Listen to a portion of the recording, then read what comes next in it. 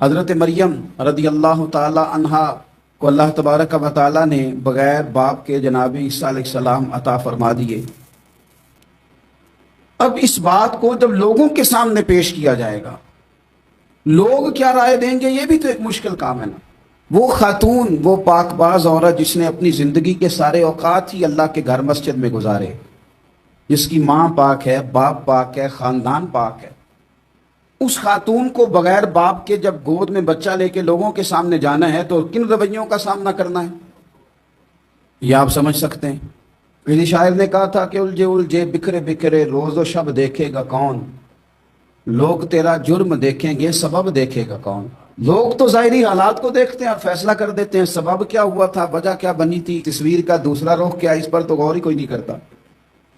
اور پھر مخلوق تو فنکار ہے اس درجہ کے پل بھر میں، سنگے درے کعبہ سے بھی اسنام تراشے، تم کون ہو کیا چیز ہے داغ کبابی۔ لوگوں نے تو مریم پہ بھی الزام تراشا، بڑے بڑے باعزت باوقار لوگ، اور ذرا سا کہیں کوئی نقطہ لوگوں کو نظر آتا ہے تو لوگ اس نقطے کو بہت بڑا قصہ بنا لیتے ہیں، بہت زیادہ داستان سرائی کرتے ہیں، نیک لوگوں کو بڑی تکلیف پہنچاتے ہیں۔ لیکن اگر وہ شخص سچا ہے اور اپنے رب کی بارگاہ میں وہ صاف ہے تو پھر اسے زیادہ وضاحتیں دینے کی ضرورت بھی نہیں، اور ویسے بھی جب لوگ بہت زیادہ مخالفت کر رہے ہوں تو وضاحتیں دینا کام بھی نہیں آتا، اس وقت صفائی دے کے انسان مزید الجھتا چلا جاتا ہے۔ حضرت مریم کی گود میں جناب عیسیٰ علیہ السلام تشریف لے آئے تو جناب مریم کو حکم تھا کہ آپ نے بولنا ہی نہیں، آپ نے بات ہی نہیں کرنی، آپ خاموش رہیں۔ وہ خاموش ہیں، بچہ پنگوڑے میں ہے، قوم کے سامنے ہے، تو قوم بڑے سخت نظروں سے دیکھتی ہے، بڑے سخت جملے کہتی ہے، اور انہوں نے کہا کہ مریم یہ بچہ کہاں سے آ گیا، آپ بھی نیک، آپ کا باپ بھی نیک۔ تو جناب مریم نے کیا کہا، قرآن مجید سورہ مریم کی آیت نمبر 29 دیکھیے، فَأَشَارَتْ إِلَيْهِ، تو جناب مریم نے نا پنگوڑے کی طرف اشارہ کیا، جناب عیسیٰ کی طرف اشارہ کیا، توجہ ادھر کی، فَأَشَارَتْ إِلَيْهِ، بچے کی طرف اشارہ کیا، گویا اس سے پوچھ لے تو کون کیا کہتی ہے۔ انہوں نے کہا قالوا کیف نکلم من کان فی المہد صبیا، یہ کیسے بات کرے گا، یہ تو پنگوڑے میں بچہ ہے۔ پنگوڑے میں بچے بھی کبھی بولے ہیں، وہ بولتے ہیں بھائی پر جب رب چاہے، اور جب اللہ اپنے بندوں کو صاف کرنا چاہے، اور جب رب اپنے بندوں کی عزتوں کا محافظ بنے تو بچے پنگوڑوں میں بھی بولتے ہیں۔ جناب یوسف کے لیے بھی بولا تھا، جناب عیسیٰ بھی پنگوڑے میں بولے تھے، جناب جریج کے لیے بھی بولا تھا، بچے بولتے ہیں لیکن کب، جب رب چاہے۔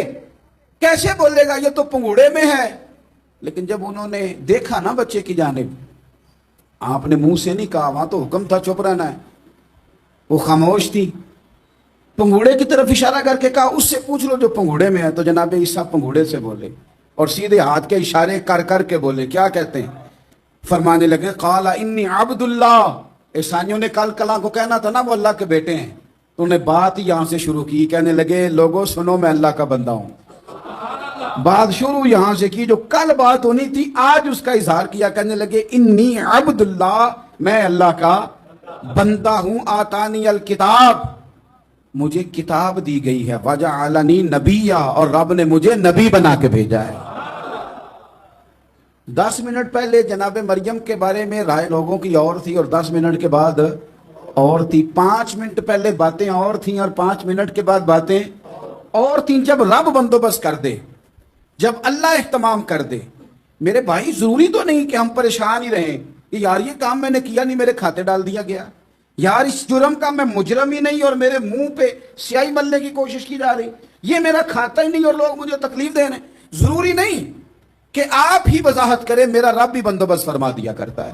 اور جو اہتمام اللہ کرتا ہے نا، جو بندوبست رب کرتا ہے، آزمائش آ جاتی ہے، بڑے بڑوں پہ آ جاتی ہے، لیکن بعض اوقات بڑی تکلیف ہوتی ہے جب اس بندے کو لوگ کٹہرے میں کھڑا کر دیں جس کا جرم ہی کوئی نہیں، اس شخص سے لوگ سوال جواب شروع کر دیں جس بیچارے کے خیال میں بھی وہ بات نہیں، پھر وہاں وضاحتیں دینا، نہ کردہ گناہوں کی وضاحتیں دینا، یہ بڑا بوجھ بنتا ہے، بڑی تکلیف ہوتی، اور لوگ کرتے ہیں یہ کام۔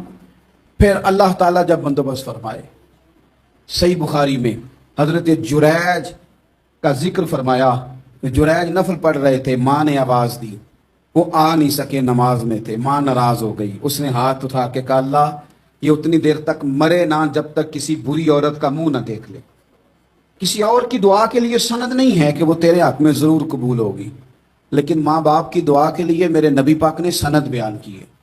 سید عالم صلی اللہ علیہ وسلم فرماتے ہیں جب بھی ماں باپ اولاد کے لیے ہاتھ اٹھاتے ہیں رب ضرور قبولیت کا شرف عطا کرتا ہے۔ تو جہاں سند موجود ہے نا، کچھ افتتاح باجی سے بھی کرا لینے چاہیے، کچھ کام شروع کرنے سے پہلے صرف اماں سے ہی دعا کرا لینی چاہیے، یہ والا افتتاح بھی بڑے کام کا ہے کیونکہ یہاں سند بیان کر دیا میرے نبی کریم۔ تو جناب جریج کی ماں ناراض ہو گئی، کہنے لگی اللہ اس نے میری بات نہیں سنی۔ اب تھے تو وہ نیک، لیکن رب کریم کی حکمت کا تقاضا ہے، ماں کی دعا کو بھی قبول کرنا تھا، اللہ نے آزمائش میں مبتلا کر دیا۔ والدہ تو چلی گئی، وہ ایک خیمے میں، ایک کٹیا میں، ایک جھونپڑی میں عبادت کرتے تھے، اللہ کو یاد کرتے تھے، رب رب کرتے تھے، اور لوگ ان کی بڑی تعریف بھی کرتے تھے، لوگ ان کے ارادت مند بھی تھے، عقیدت مند بھی تھے، اہل محبت بھی تھے۔ ایک عورت آ گئی، بس وہ اللہ کی حکمت پوری ہونی تھی، اس نے آ کے پہلے تو انہیں اپنی طرف مائل کرنا چاہا، جب نہ مائل ہوئے تو الزام لگا دیا۔ یہ ہمارے دور کا تقاضا ہے، لوگ پہلے آپ کو اپنے حق میں قائل کرتے ہیں، اپنی فرما برداری میں لانا چاہتے ہیں، اگر آپ نہیں آتے تو پھر وہ آپ کو مجرم قرار دے دیتے ہیں، یا میرے ساتھ چال ورنہ پھر میں تیرے خلاف پراپیگنڈا کروں گا۔ دو ہی باتیں، پہلے اس نے قائل کیا، جب جناب جنید قائل نہ ہوئے تو اس نے قریب ایک چرواہا تھا، اس چرواہے کے ساتھ جا کے منہ کالا کیا، مقررہ وقت پہ بچہ پیدا ہو گیا۔ لوگوں نے کہا کس کا ہے؟ کہنے لگی اس خانقاہ میں، اس حجرے میں عبادت کرنے والے کا ہے۔ اگر کسی دیندار پر ذرا سا بھی الزام لگ جائے تو آپ یقین کریں کہ بڑے بڑے خوفناک لوگ بھی نیک ہو جاتے ہیں، جن کا اپنا سارا ماضی کالا سیاہ ہو وہ بھی اجالوں کے راہبر بن جاتے ہیں، جن کی اپنی زبانیں ساری زندگی آلودہ رہی ہوں وہ بھی بڑے بڑے اعلیٰ سچ بولنے لگتے ہیں۔ اعلیٰ کچے میرے مکان کی دیوار کیا گری، لوگوں نے تو میرے صحن میں رستے ہی بنا لیے۔ بڑے لوگ آ جاتے ہیں، پھر بڑا کچھ کرتے ہیں اور بڑے بڑے خوفناک جملے کستے ہیں، بس کو نقطہ جو ہاتھ آ گیا ایسا جیسے گرنے کا انتظار کر رہے تھے۔ اب جناب لوگ اٹھے، احتجاج شروع ہو گیا، شور پڑ گیا، یہ بابا بڑا نیک بنتا تھا، نفل پڑھتا تھا، عبادتیں کرتا تھا، دیکھو اس کا حال کیا ہے کہ اس نے ناجائز بچہ پیدا کیا۔ بغیر تحقیق کے میں کہہ چکا ہوں کہ الجھے الجھے بکھرے بکھرے روز و شب دیکھے گا کون، لوگ تیرا جرم دیکھیں گے سبب دیکھے گا کون، لوگ تیرا جرم دیکھیں گے سبب کوئی غور نہیں کرتا کہ وجہ کیا تھی۔ او بھائی کچھ تو مجبوریاں رہی ہوں گی، یوں ہی کوئی بے وفا نہیں ہوتا۔ الزام لگا دیا، شور ہوا، احتجاج ہوا، دنیا کٹھی ہوئی، ان کا انہوں نے اجرا گرا دیا، مارا بھی، پیٹا بھی، ایک نیک آدمی کو بدنام بھی کیا، برا بھلا بھی کہا، گالیاں بھی دی، جو کر سکتے تھے کیا۔ اب جب سزا دینے لگے نا تو جناب جریج کہنے لگے تھوڑی سی اجازت دیتے ہو، مار تو تم نے دینا ہی ہے۔ کہا جناب ٹھیک ہے دیتے ہیں۔ انہوں نے کہا صرف 2 نفل پڑھنے ہیں۔ اب وہ نفل پڑھ رہے تھے تو لوگ اس وقت بھی کہہ رہے تھے فراڈ ہی کر رہا ہے، دھوکہ ہی دے رہا ہے، چونکہ ذہن بن گیا نا، بدگمانی آ گئی۔ انہوں نے 2 نفل پڑھ کے ہاتھ اٹھائے، کہا اللہ جانا تو میں نے ہے، پر اس رسوائی کے ساتھ جنازے تک نہیں خراب ہو جاتے، قبریں تک نہیں لوگ بدنام کر دیتے، کہا اللہ جانا تو ہے پھر اس رسوائی کے ساتھ، تو میری مدد فرما، اب تو میرا کیس تیری ہی عدالت میں ہے، تو رحمت کا دروازہ کھول۔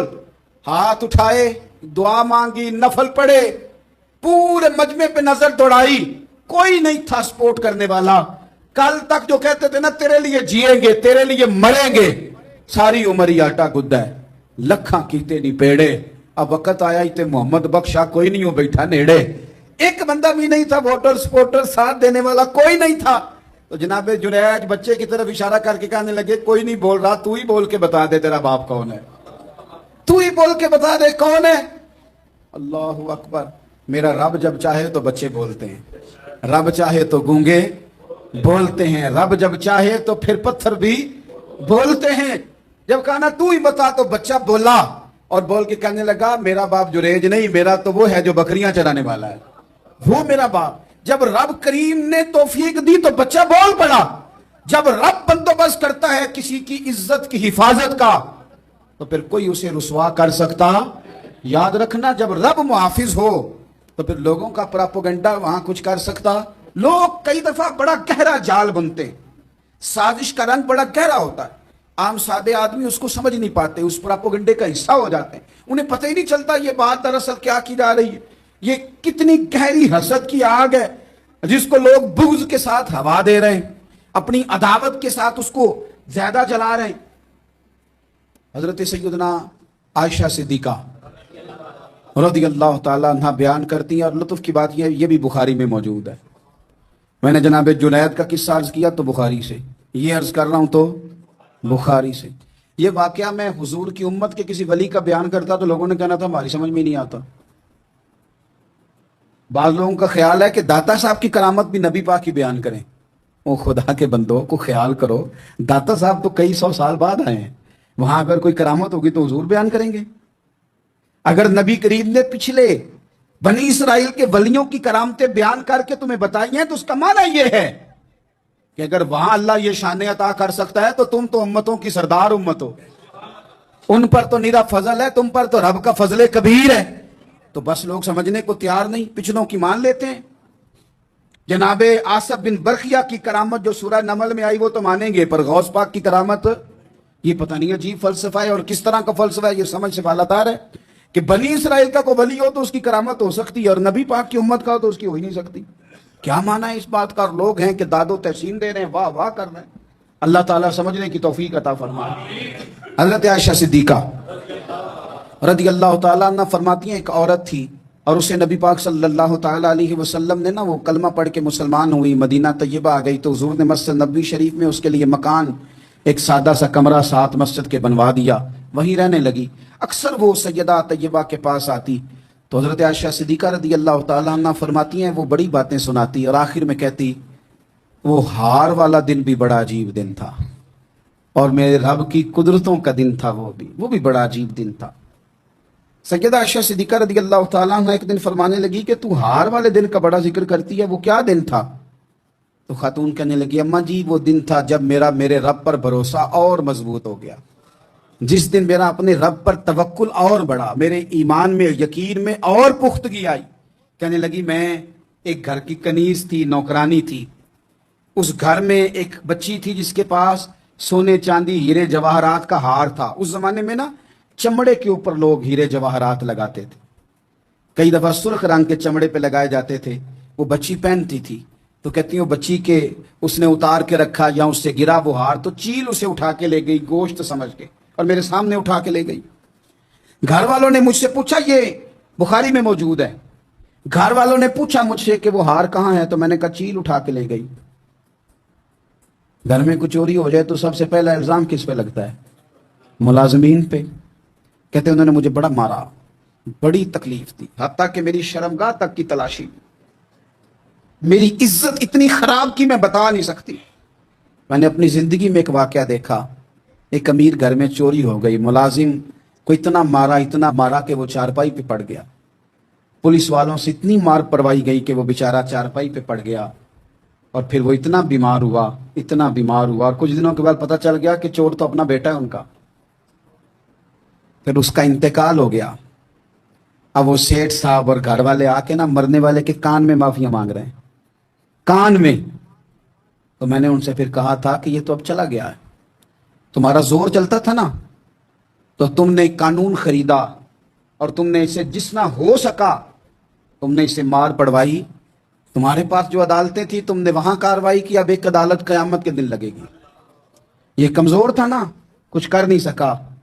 میرے نبی پاک صلی اللہ علیہ وسلم نے فرمایا سن لو، اگر سینگ والی بکری نے بغیر سینگ والی بکری کو تکلیف دی ہوگی نا تو قیامت کے دن اسے بھی بدلہ دینا پڑے گا کہ تیرے پاس سینگ تھے اور تو نے اسے مارا تھا. وہ خاتون عرض کرتی ہے سیدہ عائشہ کی خدمت میں کہ مجھے بڑا مارا، مجھے تکلیف دی، میں کہہ رہی تھی کہ میرے سامنے چیل لے گئی ہے پر وہ نہیں مان رہے تھے. اماں جی انہوں نے مجھے بڑا مارا. حضرت عائشہ صدیقہ کہتی ہیں پھر کیا ہوا؟ کہنے لگی اماں جی جب کوئی میرا مددگار نہ رہا، مجھے تکلیف دے رہے تھے، رسوا کر رہے تھے، تو میں نے اپنے رب سے مدد چاہی، میرے رب کی طرف میں نے توجہ کی، میں نے کہا مالک اب تو ہی میرا مددگار ہے. کہتی ہے وہ مجھے مار رہے تھے تو وہ چیل جو ہار لے گئی تھی وہی لے کے واپس آ گئی، اور ہمارے سروں کے قریب لا کے اس نے جب اس ہار کو پھینکا وہ مجھے چھوڑ کے سائیڈ پہ ہوئے، وہ میری بے گناہی جان گئے. لیکن آپ کو بتاؤں اس دن سے میرا اپنے رب پر یقین اور بڑھ گیا. مجھے سمجھ آ گئی کہ جب انسان پورا ٹوٹ جاتا ہے اور جب کوئی چاروں جانب اس کا مددگار نہیں ہوتا تو رب تو ہوتا ہے نا، اللہ تو اس کا مددگار ہوتا ہے نا، وہ تو پھر اپنے اس بندے کی مدد کرتا ہے نا.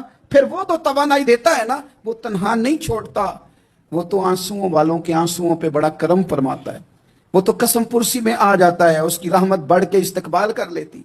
तो भाई जब आप पर अल्लाह की हिकमत के तकाजे पूरे होने लगे और जिंदगी में कभी कोई ऐसा वक्त आए कि आप महसूस करें कि तन्हा रह गए हैं और कई अपने भी मुखालिफीन की जमात में नजर आने लगे हैं, तो उस वक्त फिर दिल, रूह, जुबान और जहन को यकजा करके समझ लेना कि जब सारी दुनिया साथ छोड़ जाती है तो रब की रहमतें उस वक्त भी साथ रहती हैं और अल्लाह की मदद उस वक्त भी बंदे पे करम नवाजी करती है।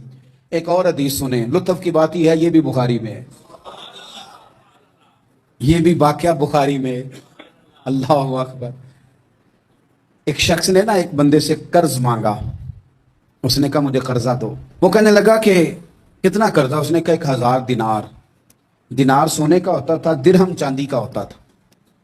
1000 दिनार चाहिए। उसने कहा कोई गवाह है तेरे पास? गरीब का गवाह भी कोई नहीं बनता।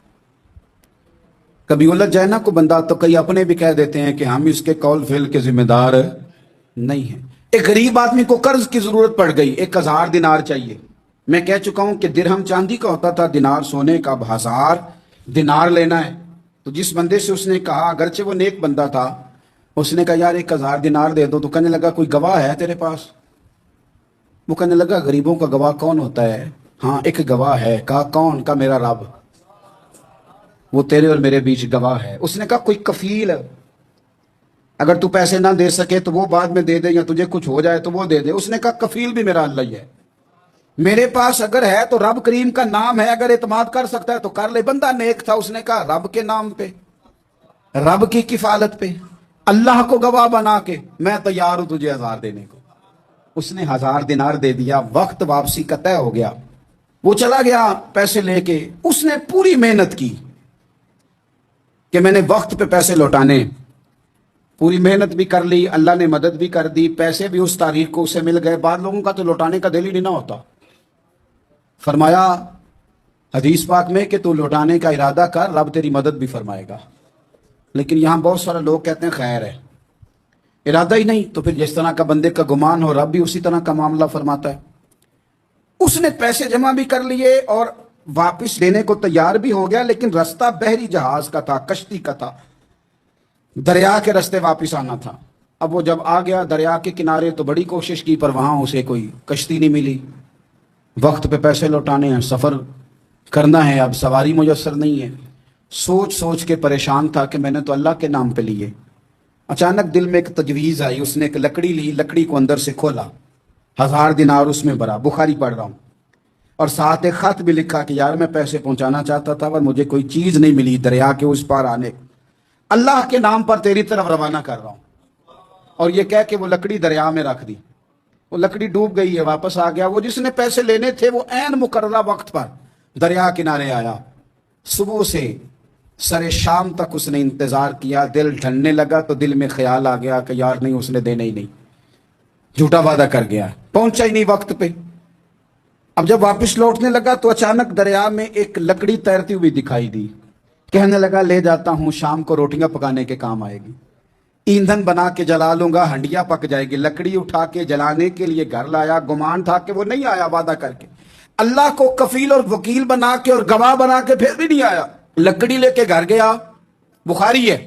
और जब उसको चीरा ना कि मैं इसकी आग जलाऊंगा, खोला तो अंदर से 1000 दिनार भी निकल आया, खत भी निकल आया। अब जरा समझना, उसके दिल में बात किसने डाली कि तू लकड़ी में पैसे डाल दे? अल्लाह ने। उस बंदे को मुकर्ररा वक्त पे किनारे भेजा किसने? लकड़ी सिर्फ उसी के हाथ आई तो ये बंदोबस्त किया किसने? अल्लाह ने। घर जाके चीरी तो पैसे बाहिफाजत उस तक पहुंचाए किसने? तो फिर हमें भी तवज्जो अल्लाह की जानिब भी करनी चाहिए। हमारे पे दिल की तवज्जो रब की तरफ ही होनी चाहिए ना। हमें इधर उधर जाने की, देखने की, बंदों पर गौर करने की जरूरत क्या है? वो पैसे पहुंच गए, ये वहां अपनी जगह पे परेशान था। इसने 1000 दिनार और जमा किया। फिर दोबारा एक दिन दरिया किनारे आया, कश्ती मिल गई, बैठ के अपने उस भाई के पास आया। कहने लगा देखना मुझ पर बदगुमान ना होना, पैसे उस तारीख को भी जमा कर लिए थे। दरिया पे आया था पर कश्ती नहीं मिली थी। फिर मैंने ना लकड़ी में डाल के, खत डाल के तेरी तरफ भेज भी दिए थे, लेकिन आज मैं फिर लेके आ गया। वो कहने लगा खुश हो जा, जिस रब को तूने मेरा और अपना गवाह बनाया था उस रब ने मेरे तक पहुंचा भी दिए हैं। जब लोग अल्लाह को गवाह बनाते हैं, रब की जानिब अपनी तवज्जो करते हैं, अपनी चाहतों, ख्वाहिशात और अपनी सारी चिट्ठियां अपने रब करीम की रहमत की तरफ रवाना करते हैं, फिर अल्लाह अपने बंदों को मायूस नहीं करता। अल्लाह अपने बंदों को नवाज देता है। अल्लाह तबारक व तआला अपने बंदों पे करम नवाजी करता। ओ संगियो, सारी उम्मीदें सेठों, नवाबों, दुनियादारों से क्यों वाबस्ता करते हो? सारी तवज्जुहात का मरकज क्यों उन लोगों को बनाते हो जो तुम्हें दुनिया में मजबूत नजर आते हैं? अपनी तवज्जुहात का मरकज अपने खुदा को बनाइए, अपने मालिक की जानिब अपनी सारी ख्वाहिशात का रुख फेर दीजिए, अपनी तवज्जुहात अपने रब की जानिब कर लीजिए।